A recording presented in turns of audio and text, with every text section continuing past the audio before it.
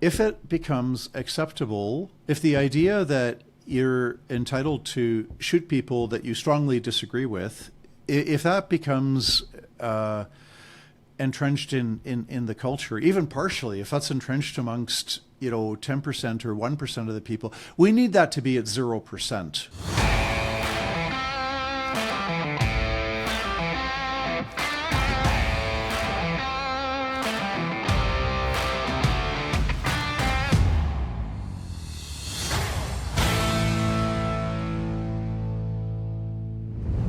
Welcome back to Northern Perspective, everybody. I think most people have probably heard the breaking news today from our neighbors down south, where they have in custody the alleged killer of Charlie Kirk. And today, to talk about that, the implications, and look at what might occur in the future down in the States and up here in Canada as a result of the inevitable ensuing culture war, our good friend from the JCCF and President John Carpe. John, thanks for joining us again. Glad to be with you, Ryan. Even on a sad day like this, 2 days, 3 days after assassination, political assassination, cold-blooded murder, and horribly tragic, and a very sad commentary on our culture that there's even one person, and there's probably more than one, but that there's even one person that thinks it's okay to kill somebody else because you strongly, passionately disagree with their opinions, and then you get this entitlement to shoot them. It's the antithesis of democracy and the free society.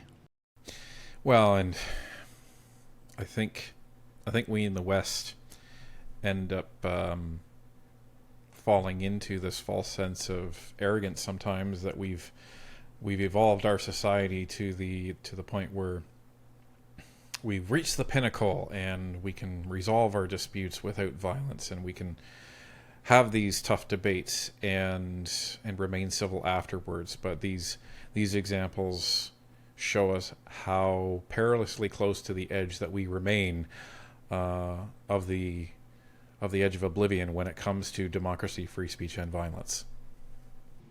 A healthy functioning democracy is always only one generation away from extinction. And it's so different. There's some things we inherit from generation to generation. You might have a beautiful old grandfather clock, and maybe it requires a little bit of maintenance. I don't know anything about grandfather clocks, but maybe it needs a little bit of a oiling or fine tuning from time to time. But basically, the whole thing will just get inherited, or a house, sure, some maintenance, but it can get passed on from generation to generation. A piece of land, gold. Our freedom is not like that. Every new generation needs to be raised up with an appreciation for the free society and an understanding that one element of it is that violence is not speech, speech is not violence, and we debate, but we don't kill people that we disagree with, nor do we censor them. Right, because in Canada, you just recently you had this American Christian singer, Sean Feucht, and there are like a half dozen. The Justice Center provided lawyers for his organizing team for organizing the tour. But there's a half dozen or so Canadian municipalities. I've lost count: Moncton, Ottawa, Winnipeg, Saskatoon, Abbotsford, Charlottetown. I'm missing a few, Montreal, Quebec City. And it's like, no, this guy's not allowed to speak in a public space because his views are so vile that, we, the government, have decided on behalf of the people that the people are not even allowed to choose voluntarily to go listen to somebody in a public park. It's not like anybody was being forced to listen to Sean Feucht.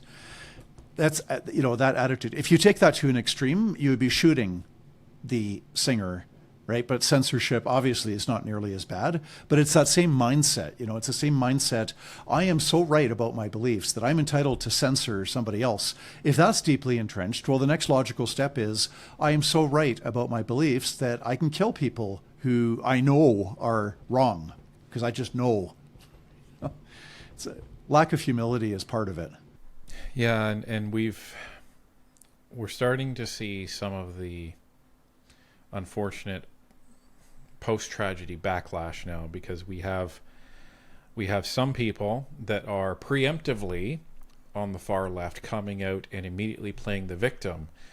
And I can't help but be reminded of October 7th, because you have a vile act that is perpetrated, and then a party on the same side of that individual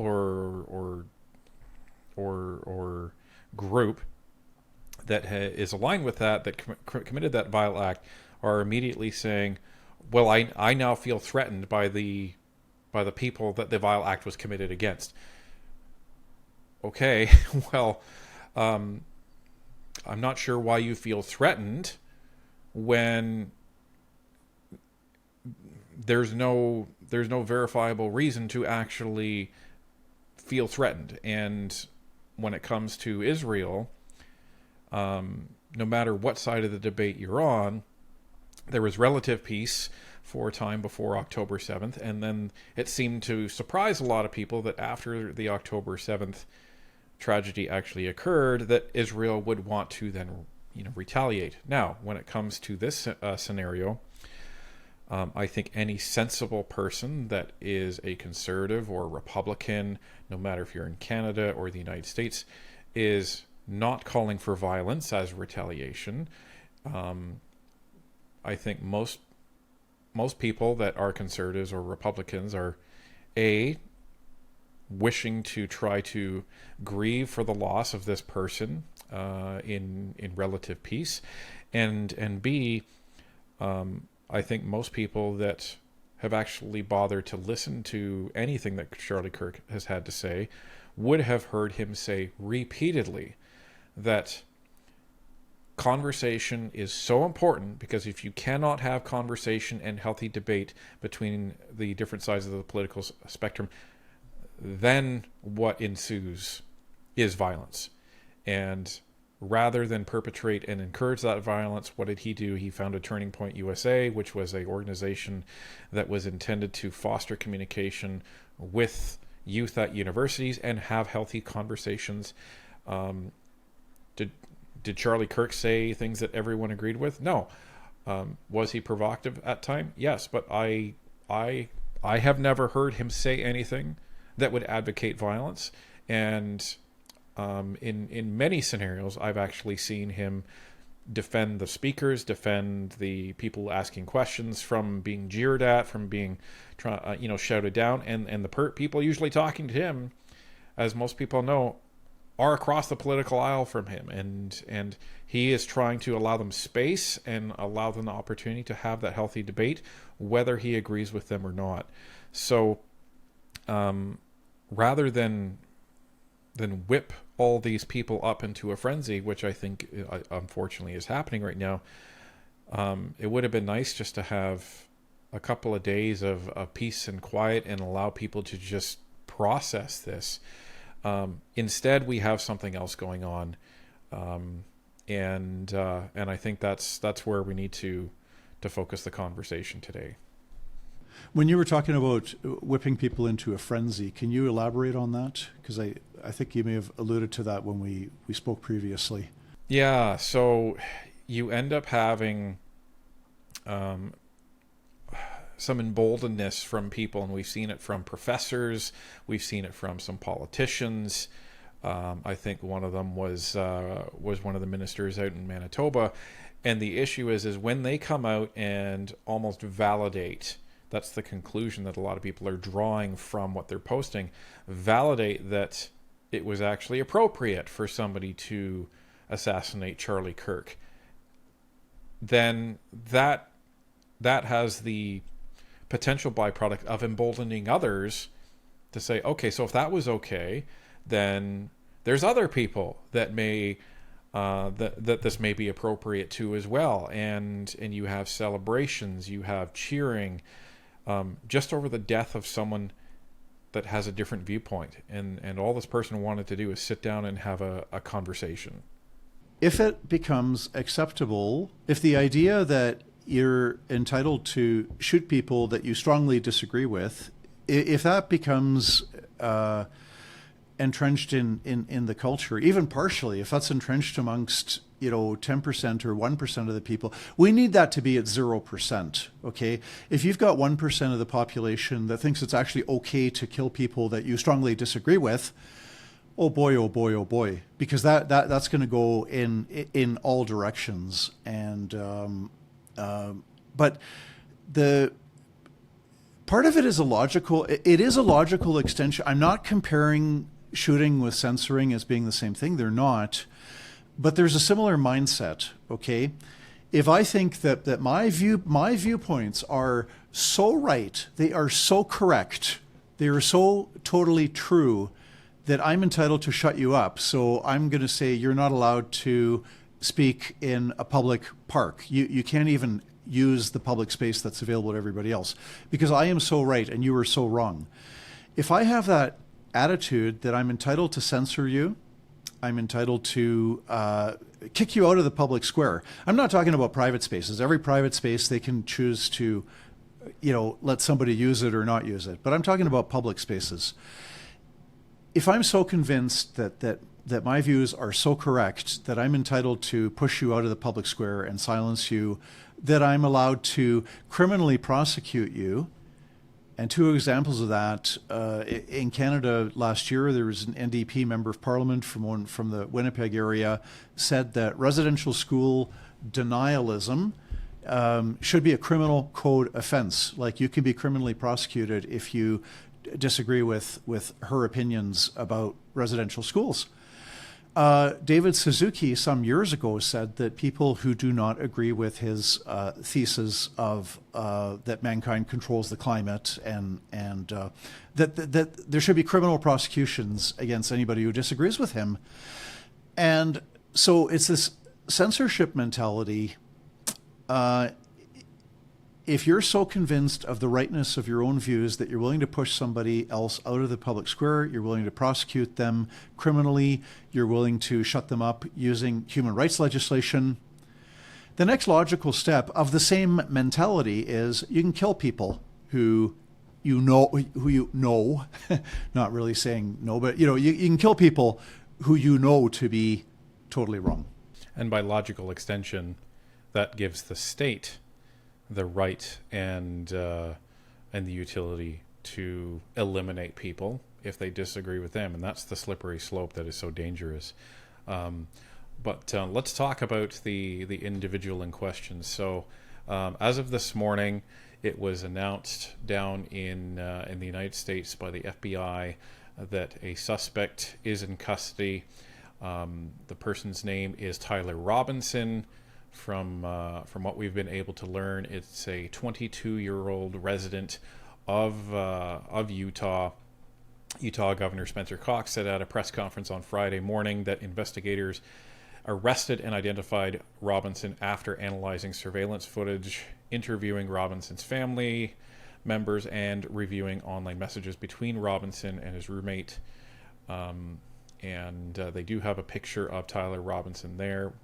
It was circulating around last night that the FBI had stated that they do have high-resolution video of a potential suspect, so that matches with Tyler Robinson. From some of the things that we've able to learn and haven't been able to verify at this exact moment in time, by all accounts, from what we've heard, is that Tyler Robinson did go home and confess to his father, and his father was allegedly in law enforcement and held Robinson in custody until he was able to get picked up and be taken in by authorities. So the next step of this is, if that is true, then you have Charlie Kirk's killer confessing to someone in law enforcement, and if he is willing to continue that and say that yes, I'm the one who did it. Based on your experience, John, what happens next? I know this is U.S. law versus Canadian law, but I imagine it's not so dissimilar. Well, typically, if a person pleads guilty to a crime, then you don't have a trial, and the Crown prosecutor, or in the United States, it would be the district attorney, with the defense counsel, they hammer out an agreed statement of facts and they present that. And then there is a court hearing, but the issue is what should the sentence be, right? Because there's not going to be a trial about whether something was done or not. What often happens in both countries is you have a plea bargain whereby somebody might be charged with murder, but they agree to they plead guilty to manslaughter. I don't know if this would be a case for a plea. If it's a very clear confession and it's a voluntary confession, and if the district attorney thinks that there's no risk of losing at trial, then you're not likely to see that getting a plea bargain to guilty plea to a lesser offense. The reason we have plea bargains, it's a very pragmatic thing. If the Crown in Canada, if the Crown is not entirely sure that they're going to win at trial, if the Crown thinks there's a risk that I'm going to lose at trial, and this accused person who I think is guilty is going to get acquitted, if they see a risk and the defense sees a risk, my defense lawyer thinks my client could get convicted. So neither side likes the risk, and you don't know what's going to happen in court. You don't know what judge you're going to get. You don't know how the trial is going to play itself out. So if you go to court, you're rolling the dice. It's the same with a civil lawsuit. If you sue somebody civilly over a breach of contract or whatever, right, you're rolling the dice. You don't know how it's going to play out in court. So the Crown and the defense, they will often, they have a plea bargain. They reach an agreement because they both want the certainty and they don't want to take the risk of a total loss. Anyway, probably way too much background information, but the district attorney is not going to settle for a plea to a lesser offense if there's compelling evidence that it was first-degree murder. So then there would be a hearing on sentence, and presumably the defense counsel would argue for a lighter sentence, and the district attorney would argue for the maximum sentence, which I've heard is the death penalty in Utah. I've not Correct. Looked into that, but yeah. Yeah, I've verified that since 1973, Utah still or has maintained capital punishment as a maximum sentence. Is it likely or even possible that that the defense counsel could try to push the hearing or sentencing to a different state that doesn't have capital punishment, or is that from your understanding probably a non-starter, since if he does indeed maintain confession? Well, typically the normal procedure is that the person is prosecuted in the jurisdiction where the crime was committed. Right? If you shoplift in California, whether you're a California resident or out of state, it's going to be prosecuted in California where you committed the crime. And certainly for murders, if you murder in a particular state, and if that state has capital punishment and you are found guilty, it's the law of that state that applies, and whether you're living in the state or not. So if this murder, and it was murder, side tangent, the Bloc Québécois leader, I read his tweet en français yesterday, and he said, I was in Washington, D.C. when I learned of the death of Charlie Kirk. Like, what, he had a heart attack, he had a stroke, car accident. I mean, this was murder, and it was a political assassination. Anyway, the crimes get prosecuted where they're committed. Okay. So, if what we hear is correct, and he informed his father that this is what he had done, and if his father is in fact in law enforcement, I'm a father, your father. Put yourself in that scenario where your child admits to you that they did something unimaginable, and now they would be facing the death penalty. Like, I can't imagine the conflict that would be going on in that in that father's mind. I'm sure, I can only imagine how incredibly difficult that would have been. There would certainly be, if you think it through, and if all of our assumptions are correct, and if our information's correct, and if this is, capital punishment for murder, and your own son says that he's killed somebody, and then, if you tell your son to turn himself in, or if you participate in that, in turning your son in,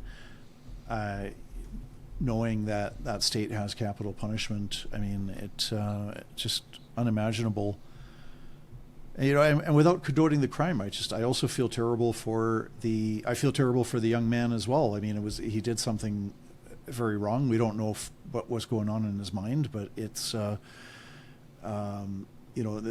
evil touches him and his family as well. And anyway. And there's other reports from CBS News that Robinson's father recognized him in photos released by the FBI and authorities, and after confronting him, helped persuade to turn himself in. So this is fluid as it normally is in these situations following a flurry of news activity and social media getting things wrong, getting things half right. So here we are. But even in that scenario, even if you're not in law enforcement, the conflict, knowing what that would most likely mean, because I don't think, especially in this high profile a case, I don't see the district attorney in Utah pushing for anything less than capital punishment in this case. Is that fair? Just from equivalent. There's not really anything equivalent that's happened in Canada like this, but from if they've got a Republican governor and a Republican whatever, if it's a Republican administration of the state, Republicans tend to be strongly pro-death penalty, and if it was Democrat-run state, maybe they'd be less aggressive on that point. But in this case, I think it's a foregone conclusion that that's what they would be pushing for. Whether the judge accepts that, again, also depends on the judge and what their leanings are. But that's where we will have to let the system and the process play itself out. But as it relates to the ensuing culture war, and I know we've been in a culture war for the last 10 years, but I think this will have raised the stakes for anyone that has not been participating or even aware that a culture war is going on. I think everyone is now going to be aware of a left versus right, which is very unfortunate in this case. But well, those culture wars have been the death of democracy. In Spain got so polarized in the 1930s that by 1936-ish, there was a left-wing government, and I don't really like using the words left and right, but that's kind of how it broke down in Spain. So you had this coalition of communists and socialists and anarchists and whatever, and there was a breakdown of law and order, and priests and nuns were being shot in the streets in broad daylight.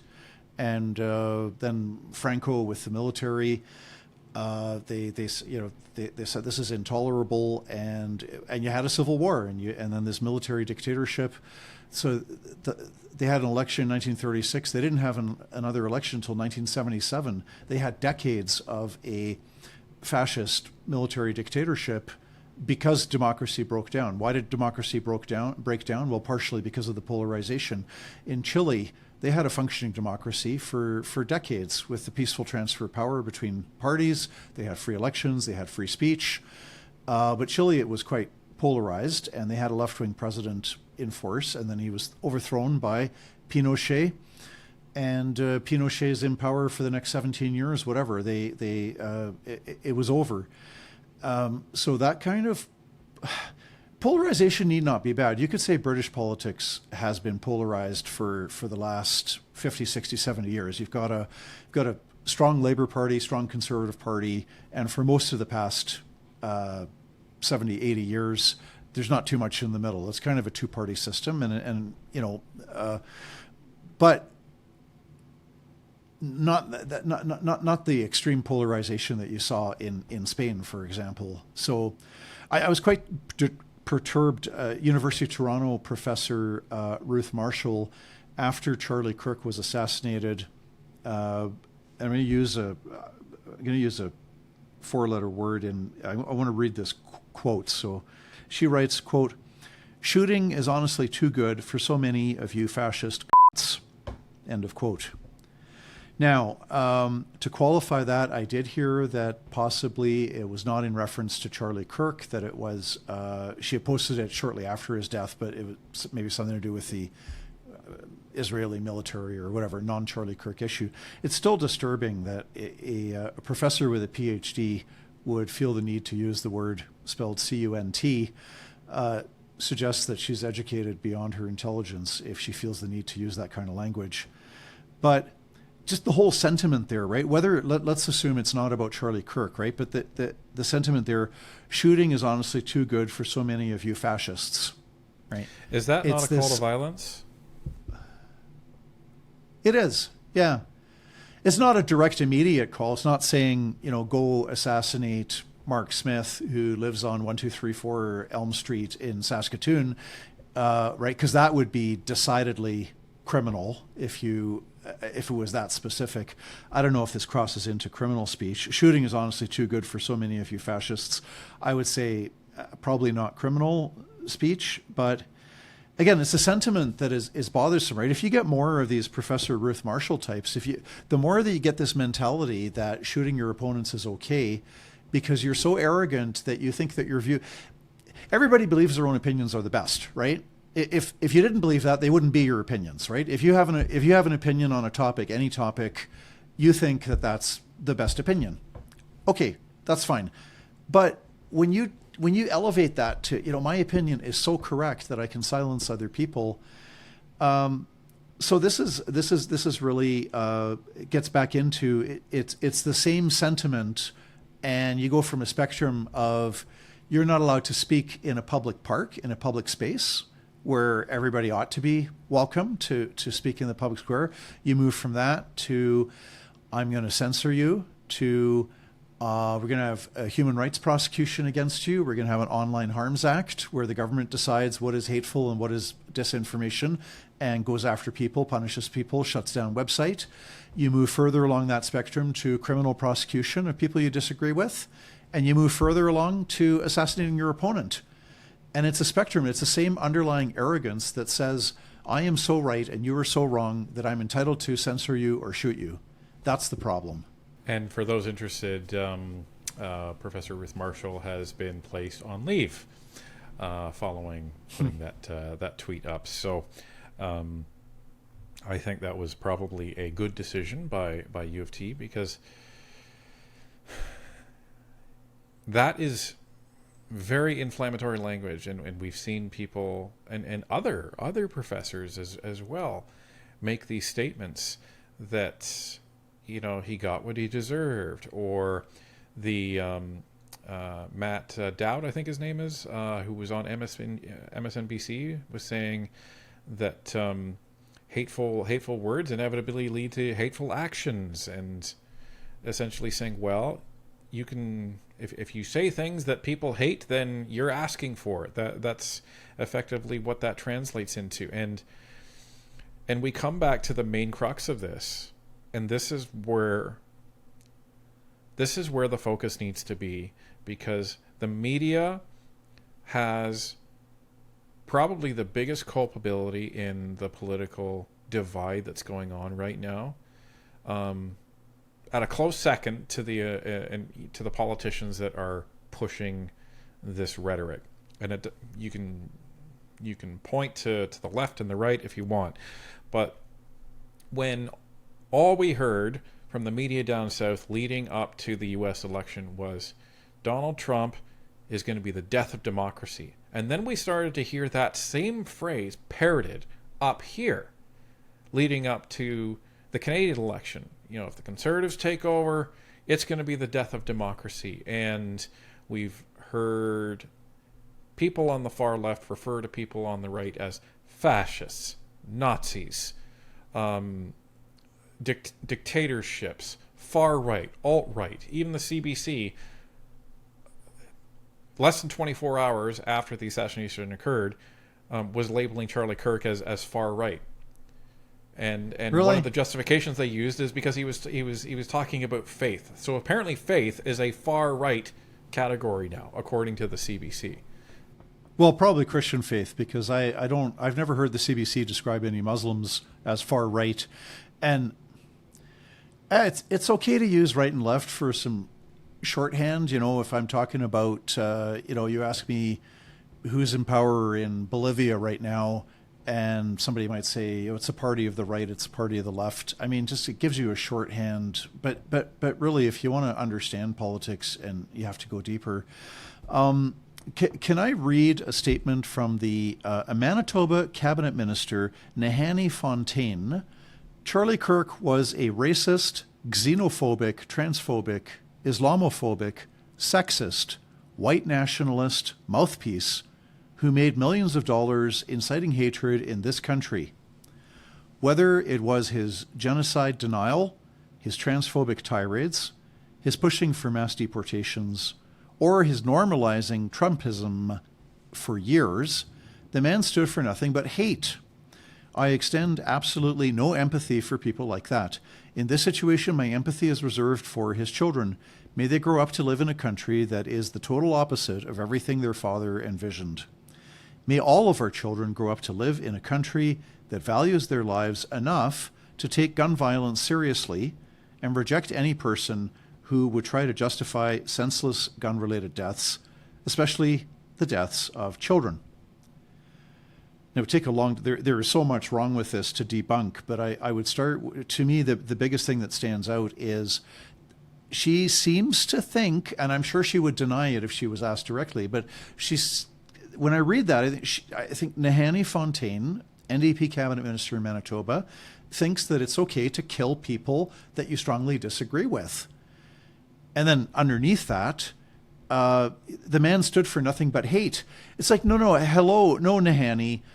He had a different opinion than you. He's got a different opinion from you about abortion, about radical Islam, about immigration, about affirmative action, about transgender ideology. He's got totally different opinions than Nahanni Fontaine. I think that would be a safe bet. But then the man stood for nothing but hate. So this is really scary for democracy when Nahanni and frankly, a lot of people in Canada are like her. Nahanni says, I really disagree with you. So you're hateful. Like, if you don't agree with her politics, if you don't agree with her about abortion, immigration, affirmative action, responsible firearms ownership, transgender ideology, etc. If you don't agree with her NDP ideology, you are hateful. That's what's underneath this. And then she takes that to the next level and saying, it's probably okay to kill somebody who's got really bad, hateful opinions like Charlie Kirk. So this is really scary in Canada. This is a woman elected to office who has a high-ranking position in government as a cabinet minister. I think it's family and social services. It doesn't matter what her portfolio is. This is a cabinet minister of a government in Canada who is kind of approving of a political assassination of somebody that she really disagrees with. And there's a couple of other things that were jarring to me in that statement. Number one, saying, I hope that his children grows up in a country completely opposite of what he wanted. Well, one of the things that he wanted was dialogue between the right and the left. So if I were to follow her statement to conclusion, okay, so you don't want conversation to happen between people on the right and the left, which you follow that then to the next level is what you've already stated. And in addition, she says, anyone that thinks this, I'm going to throw the baby out with the bathwater and discard everything else that they say as well. Well, this is the issue, because that is a person that endorses ideology, not freedom of thought. Because people that are supportive of ideologies, you have to buy into all of it.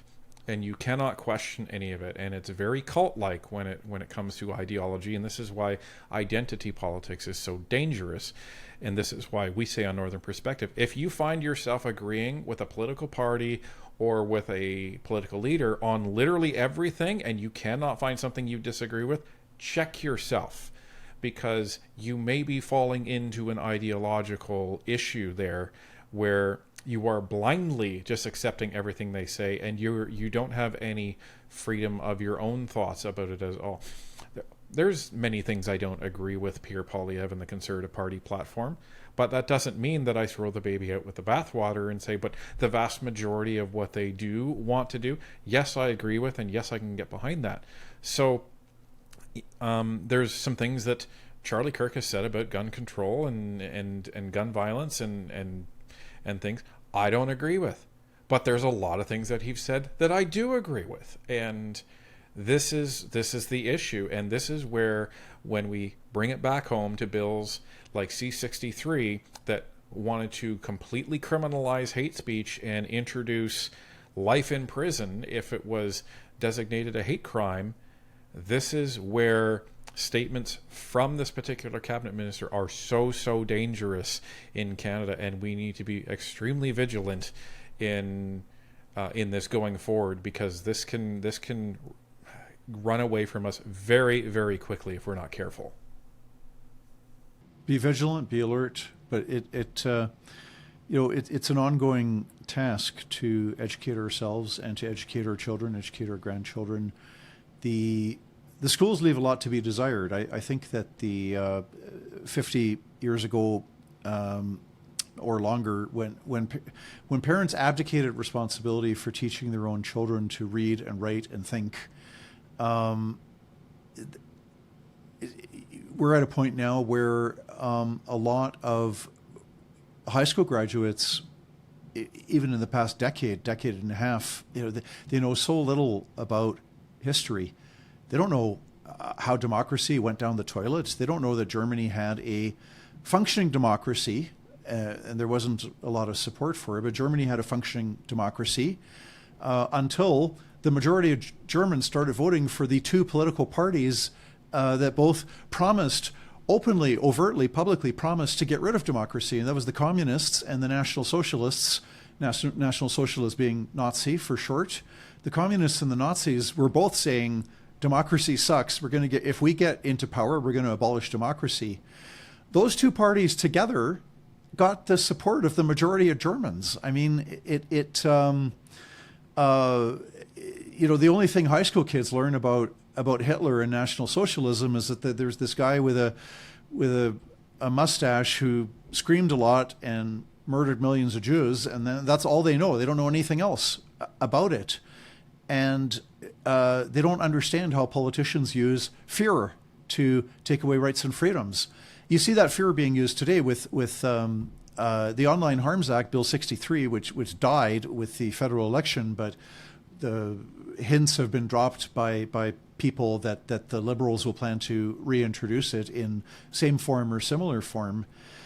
And it's the same fear-mongering. It's saying, well, there's this really dangerous thing going on in society. It's hate. Hate is dangerous, right? Which I think hate could be good or evil depending on what it's directed against. I don't think if hate is directed against injustice, if it's directed against racism, if it's directed against fascism and tyranny and repression, then hate can be a good thing if it's directed against evil.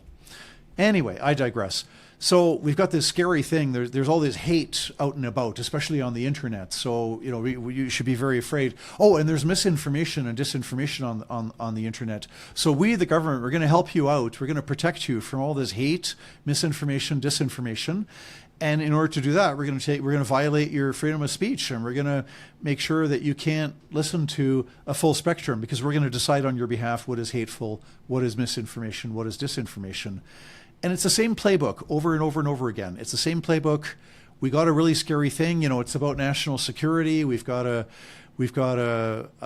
be afraid of the terrorists. We've got to be afraid of the nasty country next door. We've got to be afraid of a virus. We've got to be afraid of hate. And so, and in order to, and by the way, some of those things are things that we should be afraid of. That's okay. But it's used as a pretext to take away our freedoms of speech. And that's a pillar of democracy. If you take away freedom of speech, you can kiss democracy goodbye. There's nothing left.